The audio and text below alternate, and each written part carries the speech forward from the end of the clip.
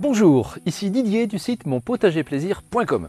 Alors je suis un petit peu en colère, je souris quand même, mais voilà, je suis un petit peu en colère parce que je viens de voir une vidéo, je vous mets le lien ici, une vidéo d'un certain Didier du site monpotagerplaisir.com. Et c'est hallucinant, il prétend qu'il faut absolument tailler ses tomates. Si vous voulez, allez voir et puis je vous explique tout de suite mon point de vue parce que ça me met hors de moi, je sais pas comment je résiste là.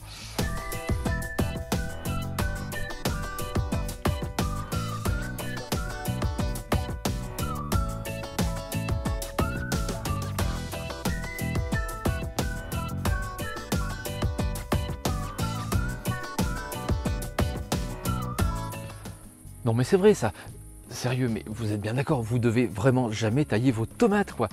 Ce qu'il faut vraiment comprendre, c'est la tomate. Elle a évolué naturellement au fil des centaines, des milliers d'années, peut-être des dizaines de milliers d'années. J'allais dire des millions, je m'emballe un petit peu.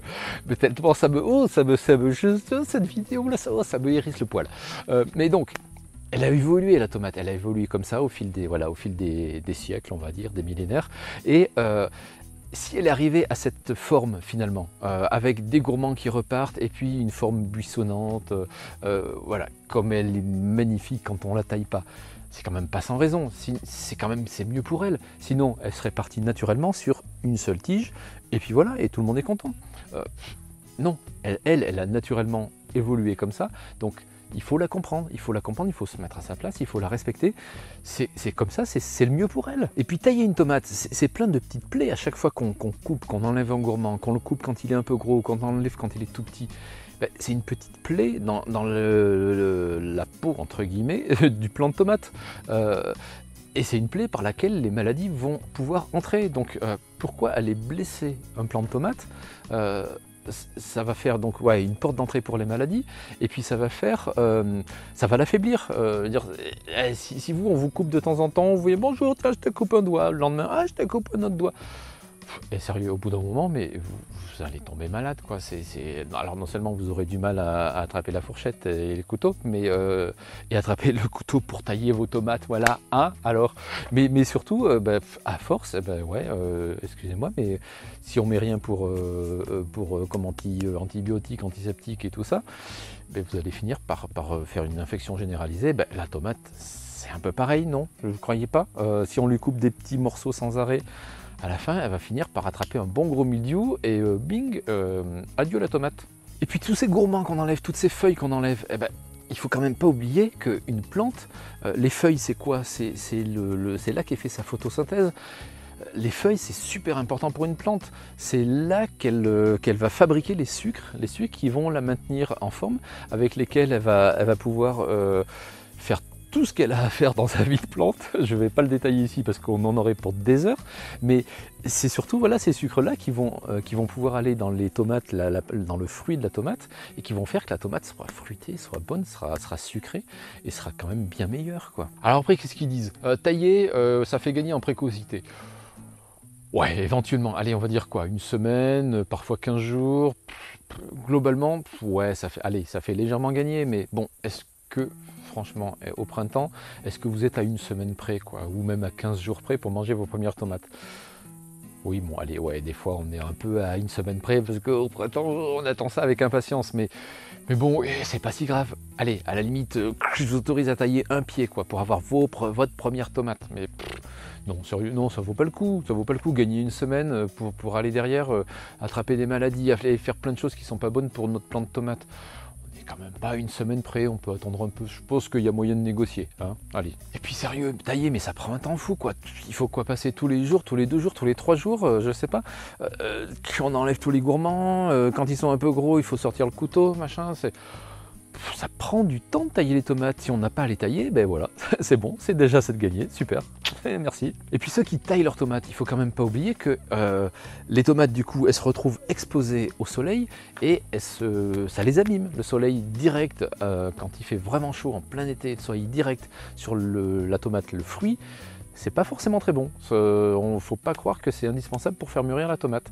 Ça va plutôt avoir tendance à abîmer les fruits. Alors bon, si c'est un peu nuageux, ok, c'est peut-être pas plus mal que la tomate prenne du soleil, mais en été il fait quand même bien chaud, quoi. Et quand il fait chaud, quand il fait beau, quand il y a du soleil, c'est pas forcément terrible d'avoir une tomate exposée comme ça en plein soleil. Alors après, qu'est-ce qu'ils disent? Voilà, les tomates elles seront plus grosses. Eh ben non.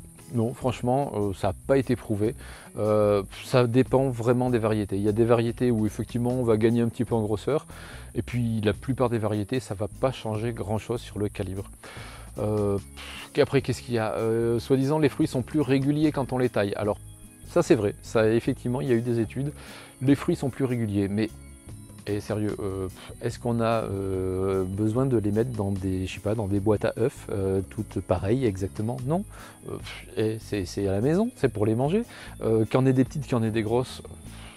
Mais sérieux, c'est pas grave du tout. Et au contraire, c'est même pas plus mal, quoi, de temps en temps. Ah tiens, aujourd'hui, je me ferais bien une petite tomate. Ah, aujourd'hui, j'ai un petit peu plus faim, j'ai envie d'une grosse tomate. Bah voilà, donc non, un calibre varié, c'est plutôt pas plus mal, moi je trouve. Et puis un plant de tomate taillé, il faut quand même au moins 3 pieds pour utiliser le même espace et puis pour produire autant.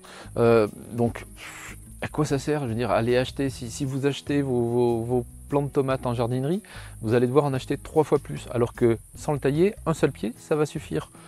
Et à la limite, si vous voulez tailler un petit peu, eh ben vous vous arrangez quand même pour garder 2 gourmands en plus du pied principal, en plus de la tige principale, et ça sera l'équivalent de vos 3 plants de tomates que vous auriez acheté 3 fois plus cher. Donc voilà.